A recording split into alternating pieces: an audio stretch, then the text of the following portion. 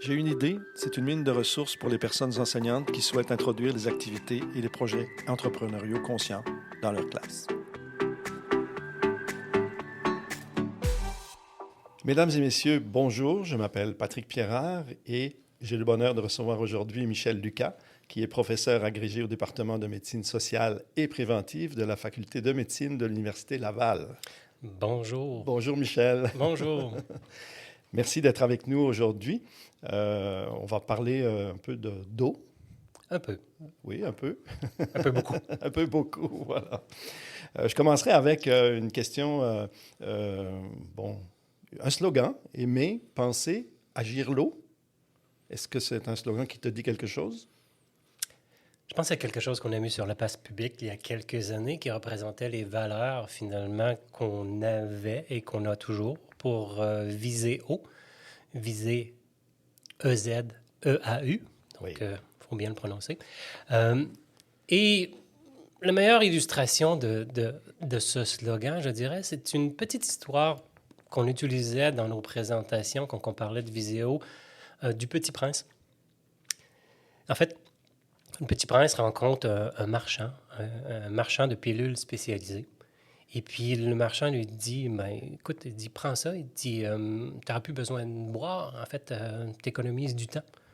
Il dit, pourquoi je prendrais ça? Il dit, les spécialistes ont fait des calculs. Il dit, tu économises 53 minutes par semaine. Et tu n'as plus besoin de boire. Il dit, qu'est-ce que je vais faire avec ces 53 minutes-là? Il dit, tu peux en faire ce que tu veux. Mais il dit, moi, si j'avais 53 minutes, il dit, je prendrais tout mon temps pour me rendre jusqu'à la fontaine. Donc, ça représente finalement tous ces éléments qui est d'aimer, donc d'être capable, d'être conscient de la valeur de la chose, d'apprécier ce qu'on a, parce que c'est vraiment ça le bonheur. En fait, on a compris que c'était le bonheur quand il a claqué la porte, c'est ce que les philosophes disent. Oui, souvent. Trop souvent, malheureusement. Oui. Malheureusement, c'est que les gens vont s'apercevoir que leur petit bonheur à l'égard de l'eau, il risque de claquer la porte, et assez bientôt. Et penser, il faut discuter, il faut justement mettre en place des choses qui font en sorte qu'on puisse agir et que l'action soit l'action par défaut. Et c'est pas le cas, on vient juste d'en parler il y a quelques secondes avec notre régisseur.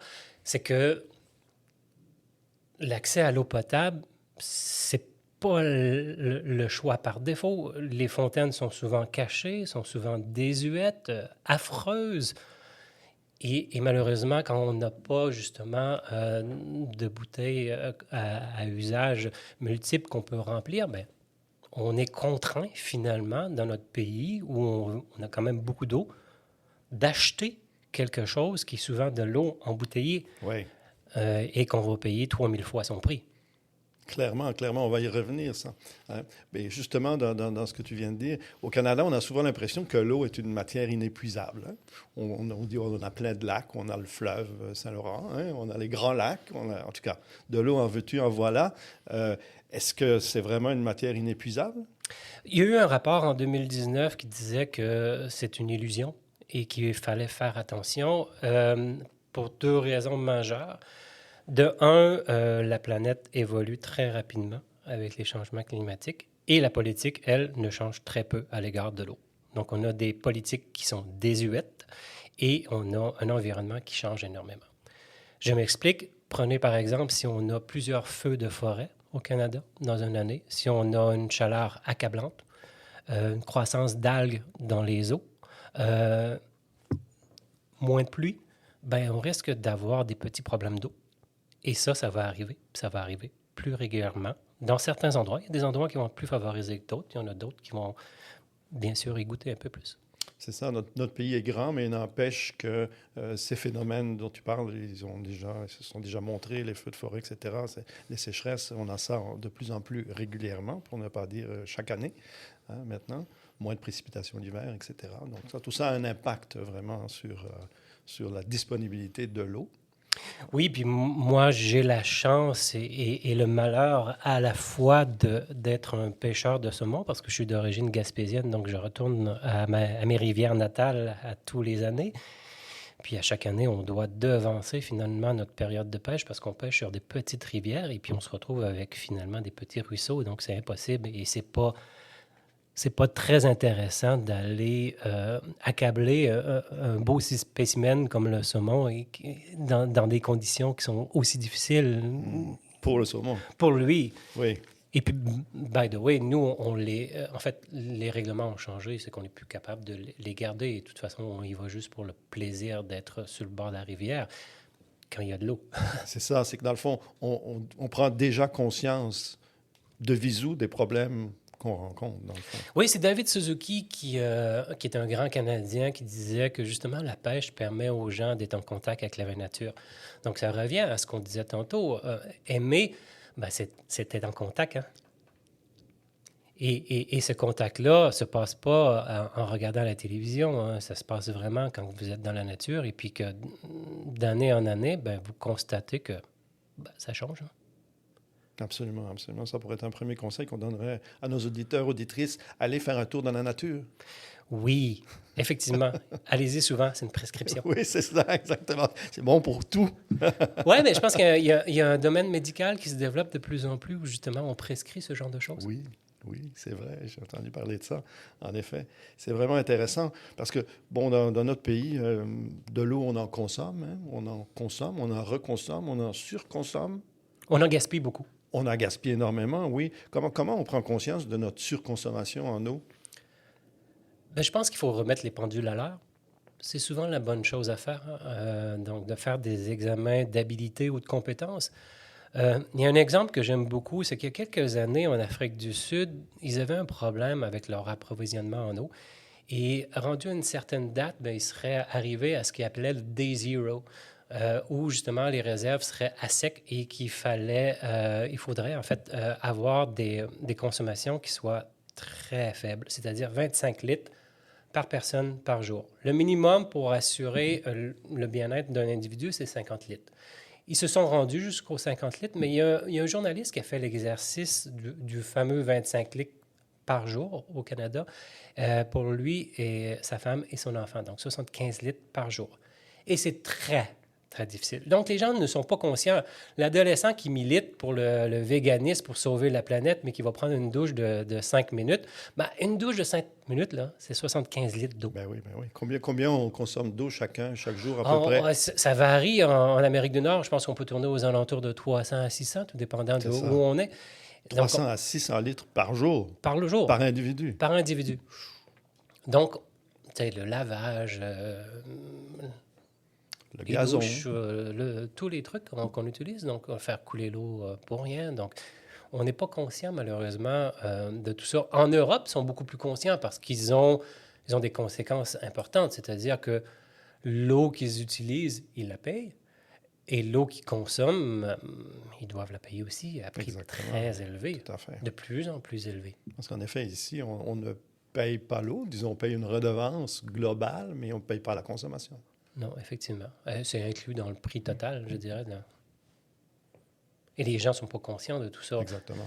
L'eau embouteillée, malheureusement, il faut passer par des exemples d'extrapolation pour leur montrer à quel point que ça peut être dispendieux. Ce n'est pas dispendieux en termes de montant total, mais si on prend l'exemple d'une pomme, maintenant les prix ont changé, mais si on prend une pomme à 70 sous, ben, il faudrait payer, si on paye l'équivalent de l'eau embouteillée, il faudrait payer 2100 $ une pomme. Pourquoi? Parce que le prix est 3000 fois plus élevé que ce que ça coûte en réalité. Parce qu'en réalité, quand vous faites le calcul d'une consommation de 2 litres, un minimum 2 litres par jour, pendant un an, ça va vous coûter 50 sous au Québec.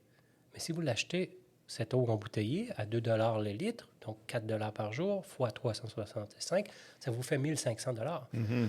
Donc, finalement, faites le calcul, c'est 3000 fois plus cher. Pour de l'eau qui était embouteillée, de l'eau qu'on prend à un prix dérisoire, parce qu'au-delà de 75 000 litres par jour, les compagnies vont payer à peu près 8 sous le 1000 litres, 8 sous le 1000 litres, et donc revendre tout ça pour 1 litre à 2 $. Donc, imaginez le gain et l'argent qu'on peut mettre sur du marketing. En plus, on va utiliser des bouteilles en plastique, qui est dérivé du pétrole.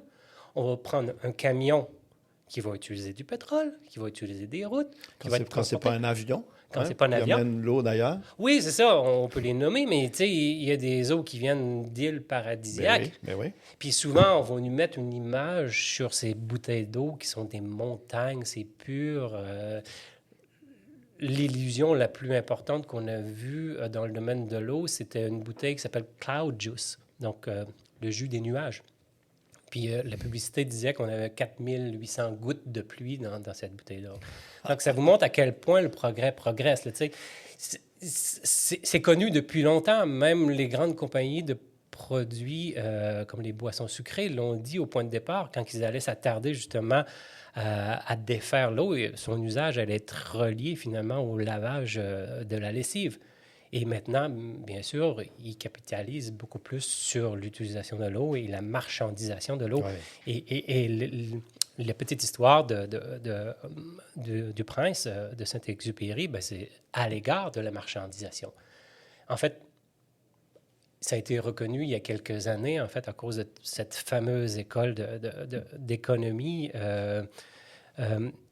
qui a mis sur la place des marchés l'eau. En fait, on y a donné une valeur. En fait, on ne devrait pas donner de valeur à l'eau. C'est inestimable, donc on ne devrait pas y donner de valeur.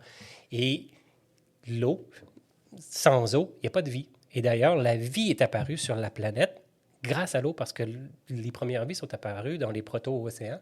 Donc, ça s'est passé dans l'eau. Et pas d'eau, pas de vie, tout simplement.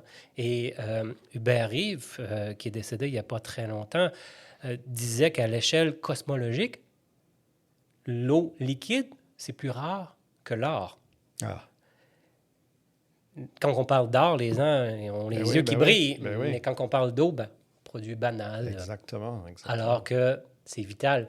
On dit que l'eau, c'est un produit non substituable. Qu'est-ce que ça veut dire, ça, un produit non substituable? Parce que c'est un beau mot, là, mais c'est intriguant. C'est un produit de base qu'on ne peut pas substituer. D'accord. Il n'y a rien qui le remplace. Qui le remplace. OK, je comprends. Il n'y a rien qui le remplace. C'est vital. Absolument, oui, c'est vraiment vital. Et ça, c'est comme si on n'avait pas encore pris conscience du fait que ça soit vraiment vital. Bon, les gens qui n'en ont pas, ils en ont pris conscience, là, parce qu'il y en a quand même, il y a un grand nombre de personnes sur la planète qui n'ont pas accès à l'eau potable au quotidien ou à peine, et qui en souffrent et qui en meurent tous les jours. Il ne faut pas l'oublier. Nous, en Occident, on a cette chance d'avoir un accès illimité, je dirais, à une ressource potable. On ouvre le robinet, etc. Il s'agit d'aller dans certains pays pour se rendre compte comment c'est une richesse de pouvoir faire ça, d'ouvrir le robinet puis de boire un verre d'eau. Mais il faut prendre conscience de ça. Comment on peut rendre le choix de l'eau potable du robinet plus accessible à tous? Comment on peut rendre ce choix plus accessible, plus attrayant, pour que les gens, justement, prennent conscience un peu plus des choses? Puis, comment on fait ça? Parce qu'actuellement, manifestement, on y arrive un peu, mais il y a beaucoup de chemin à faire encore. Je pense que ça vient avec un grand mot qui est mal utilisé, mal compris, je dirais le leadership. Le leadership, du moins pour moi, c'est une forme d'autorité. C'est une boussole, c'est une orientation. C'est des gens ou une façon de faire qui font en sorte que les gens sont attirés vers ça. Les gens ont envie de se mettre à cette école parce qu'ils se représentent très bien dans cette valeur. Et donc, il y a un manque de leadership à plusieurs égards partout au Québec. On va prendre les arénas, on peut prendre les lieux publics. Les fontaines sont dégueulasses. Sont cachées, sont loin des machines distributrices de boissons sucrées ou de whatever, ce qu'on peut mettre dedans, qui est des produits ultra transformés de toute façon. Donc, il faut changer cette norme. Donc, faire en sorte que la fontaine, de un, on ne peut pas faire de promotion de l'eau sans l'assurance de sa qualité. C'est essentiel. Donc, il faut faire comprendre aux gens que l'eau que vous avez dans votre robinet, malgré que ça sente clair, ça veut juste vous dire que c'est correct. Ça veut dire qu'il n'y a pas de bébite là-dedans. Et le clair s'évapore de toute façon après 24 Oui, parce que c'est un des arguments du marketing de dire ne buvez pas de l'eau du robinet, elle n'est pas assez bonne. Nous, notre eau en bouteille, elle est meilleure. Ben oui, c'est ça. Il y a eu un procès il y a quelques années en Europe où il y a des collègues, en fait, Eau de Paris, ont lancé une campagne importante Ils ont donné des pichets, en fait, en verre avec un beau design pour tous les restaurateurs. Donc, qu'on puisse mettre sur la table des Français. Et puis, la compagnie en question, on va la nommer parce qu'elle a été reconnue coupable, Cristalline a réagi par rapport à cette campagne. Donc, on créé des campagnes publicitaires frauduleuses, mensongères. Compagnie d'eau en bouteille. Hein, D'eau embouteillée, exactement, où on avait une photo d'un bol de toilette qui disait je ne bois pas l'eau que j'utilise ». Et le juge a été très sévère, très sévère dans les propos et non dans l'amende comme telle, mais très sévère en ce sens. Et c'est un peu un préjudice là, où on ne peut pas s'attaquer à un bien fondamental, un bien non substituable comme l'eau. Donc, les industriels n'ont pas le droit de faire ça. Et il y a un précédent dans la loi, du moins française, qu'on ne peut pas s'attaquer à un bien, un res publica, en fait, ce qui est du domaine du public, comme l'eau. Et donc, il faut changer cette perception que l'eau du robinet, c'est pas quelque chose de bon. Au contraire, on a des gens qui y travaillent énormément, qui travaillent tous les jours, est analysé souvent, ce qui n'est pas le cas pour l'eau en bouteille. Et il faut la rendre disponible, mais aussi il faut la rendre attrayante. On est attiré par ce qui brille. Donc, il faut prendre nos fontaines et les rendre attrayantes. C'est ce qu'on a fait dans le cadre du projet vidéo. Donc, c'était dans les écoles, on avait des beaux designs. On donnait aussi les outils, on permettait d'avoir les outils et les bouteilles en acier inoxydable à double paroi étaient probablement ce qu'il y avait de mieux pour nous parce que l'eau, il y a aussi une qualité organoleptique. Elle est à son maximum, du moins pour la majorité des palais, aux alentours de 15 degrés Celsius. C'est comme le vin, en fait. Si votre vin est trop chaud, vous allez uniquement goûter l'alcool. S'il est trop froid, vous n'allez rien goûter. Exact. Donc, c'est ce qui se passe avec l'eau. Donc, une eau qui est chaude, c'est pas intéressant. Vous allez avoir toutes les caractéristiques qui sont pas intéressantes. Donc, il faut la rendre disponible, il faut la rendre attrayante, puis d'agir, en fait, de permettre que ça soit finalement le choix par défaut. Quand les gens arrivent dans notre belle ville de Québec, sont où les fontaines? Comment je peux m'apprivoiser? M'approvisionner? M'apprivoisonner. je vais finir par le dire. Donc, voyez-vous, il faut que les gens soient au courant de tout ça et il faut leur permettre. Et quand ils n'ont pas les outils, il faut leur donner. Donc, tout ça est une question d'accessibilité. Tout à fait. Tout à fait. Puis là, justement, avec le projet Viséo qui est terminé maintenant, mais vous étiez dans les écoles. Pourquoi les enfants sont des vecteurs de changements sociétaux? Donc, on l'a vu un peu avec le recyclage. Les enfants, d'un, ils ont un charisme que les adultes n'ont pas, et de deux, ne sont pas assujettis à la politique. Et un des problèmes majeurs, c'est toute cette ligne de pensée politique-là qui est assez verticale. Donc, les enfants ne sont pas assujettis à tout ça. Donc, ils peuvent se permettre des choses que les adultes ne peuvent pas se permettre. Mais aussi, c'est qu'on prend conscience que, tu sais, on n'hérite pas la terre de nos grands-parents, on l'emprunte à nos enfants. Donc, c'est cette pensée-là qui est derrière tout ça aussi. Je pense que tout adulte est bien conscient. Donc, c'est pour ça que dans le projet Viséo, par exemple, on avait mis l'importance d'avoir un pichet d'eau à la maison et que ce soit les enfants qui soient responsables de mettre l'eau sur la table. Et puis, on l'a vu, il y a de la littérature sur le fait que les enfants peuvent amener des changements de comportement chez les adultes. Donc, vous pouvez, en cachette, boire de la boisson sucrée, mais à la table, étant donné que l'enfant met le pichet sur la table, vous allez le respecter. Il y a une pression sociale qui vient de l'enfant, dans le fond. En fait, c'est plus ça comme ça. Oui, c'est une affection, c'est de l'amour, mais quand les gens sont des idiots, ils vont faire le contraire. Fait que, ça, faut pas se le cacher. Il y en a des gens qui ne comprennent pas que, justement, il y a une part. C'est pour ça que le mot « aimer » est très important. C'est celui qu'on aimait en premier dans nos valeurs. Absolument. Hein? C'est vraiment important. Comment est-ce qu'on pourrait décrire l'éducation à l'eau? Comment on éduque, bon, je ne dirais pas les adultes, commençons par les enfants, à l'eau. Comment on les amène justement à aimer l'eau, à connaître l'eau? Oui, je pensais que comment on le qualifiait. Donc, c'est un petit mot de toilette. Ça commence par N, puis ça finit par L. Donc, c'est nul actuellement, l'éducation à l'égard de l'eau. Un gros zéro. Et l'éducation... malheureusement, on pense que tout est dans la sémantique. C'est un peu un héritage un peu européen. Mes copains européens vont m'en vouloir, mais il n'y a pas juste la sémantique qui est importante. Hein? Il n'y a pas juste le fait d'expliquer, de donner des connaissances. Il y a toute la mémoire perceptible, donc d'y toucher, d'y goûter, de le sentir. Dans le cas de l'eau, ça sent moins, mais comprenez, c'est une partie de la mémoire qui est importante aussi. Proprioceptive, c'est vraiment important. Donc, d'agir, tous ces mémoires-là sont immensément importants. Et malheureusement, on pense qu'en donnant une conférence de 1 heure et demie, de 1 heure, les gens vont tout comprendre, vont tout gober, vont tout intégrer et par la suite, ils vont s'engager dans l'action. C'est pas vrai. Einstein disait que la véritable connaissance, ça s'acquiert par l'expérience. Tout le reste n'est que de l'information. Et on vit dans un monde de boulimie d'informations. Ah ouais. On appelle ça de l'infodémie. En fait, même on a de la désinformation à l'intérieur de ça. Donc, on rend tout ce qui est industriel. Donc, la meilleure façon d'éduquer notre population, c'est par de l'expérimentation, de l'engagement. Donc, on parlait tantôt du défi que le journaliste s'était posé à l'égard du 25 litres par jour. Je vous jure que quelqu'un qui fait le défi une fois par année, puis au Québec, on est toujours avec les mêmes termes. Il ne faut pas utiliser le mot défi. Là. Quand on en a un, ça suffit. Là. Il ne faut pas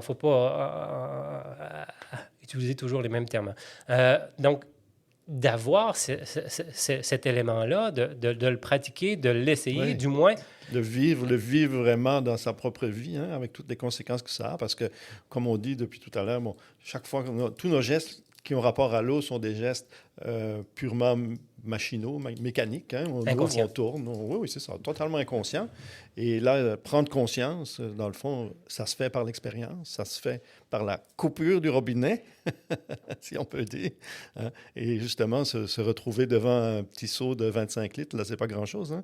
On a des choix à faire à ce moment-là.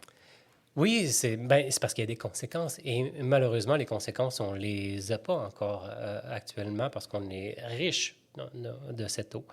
Et c'est un très mauvais leadership qu'on a actuellement parce que quelqu'un qui a un bon leadership n'agit pas pour soi, agit pour les autres. Et quelle image que nous, on envoie que l'eau, c'est quelque chose qui n'est pas important, qu'on doit agir de manière inconsciente à l'égard de l'eau, qu'on la promouvoit pas, qu'on la met pas disponible pour tous, que ce soit pas le choix par défaut. Vous vous promenez en véhicule, vous vous déplacez d'un village à un autre village, ben vous allez être obligé d'acheter de l'eau. Oui. Comment ça se fait? On est en 2024 au Québec. Absolument. Il y a des gens qui travaillent pas, là. C'est clair qu'il y a des choses qui n'ont pas été faites, il n'y a aucun doute là-dessus, parce que c'est pas un défi, pour reprendre le mot nouveau. Ça fait longtemps qu'on sait que l'eau est importante et qu'il faut en prendre soin et qu'on voit toutes les ressources qu'on y investit pour justement avoir cette qualité-là facilement. Et en effet, il n'y a pas grandes actions qui ont été posées dans ce sens-là jusqu'à aujourd'hui, en 2024. Et c'est vraiment questionnant. Bien, ça revient toujours à cette histoire de leadership. Le leadership, les termes qu'on utilise à la Maison des leaders, et d'ailleurs, un des fondateurs à la Maison des leaders était Albert Jacquard, où lui, quand les premiers ont fondé la Maison des leaders, lui a mentionné à ces gens-là qu'il fallait avoir une pédagogie de la rencontre. Parce qu'il faut apprendre à se connaître. Parce que vous, je ne vous connais pas, donc vous me faites peur. Et probablement la même chose de l'autre côté. Donc, il faut apprendre à se connaître et comme ça, justement, on va être capable de faire des choses ensemble. Et dans le leadership, il y a un des éléments qui est immensément important, qui est le courage. Le courage, c'est vraiment le terme de Martin Luther King, ou la pensée de Martin Luther King qui disait, c'est pas lorsqu'une personne est assise à son aise qu'on voit sa véritable nature. C'est dans les moments de conflit et de controverse. Mm-hmm. Beaucoup de gens disent qu'ils ont du courage, mais sont assis peinards dans leur petit bureau. C'est facile. Oui, c'est très facile, mais le véritable courage, c'est de dire, écoutez, on a un élément qui est non substituable, qui est une richesse immense pour la planète Terre, et nous, on la gaspille. Peut-on mettre en place au Québec un programme qui passe par les enfants, partout, pour les éduquer, leur faire comprendre, leur faire vivre ce que l'eau, l'importance de l'eau pour l'agriculture, l'importance de l'eau pour l'hygiène, l'importance de l'eau pour la santé, l'importance de l'eau pour la vie. Pour la vie. Ça n'existe pas. Il est où le courage il n'est pas là, il n'est jamais là. Mais quand ça brasse dans les usines pour l'embouteiller, ben, la petite subvention, elle arrive rapidement. Et la bienveillance, c'est une autre caractéristique des leaderships. Donc, il faut être bienveillant et aussi ce qu'on appelle la caractéristique du saint, donc d'aimer.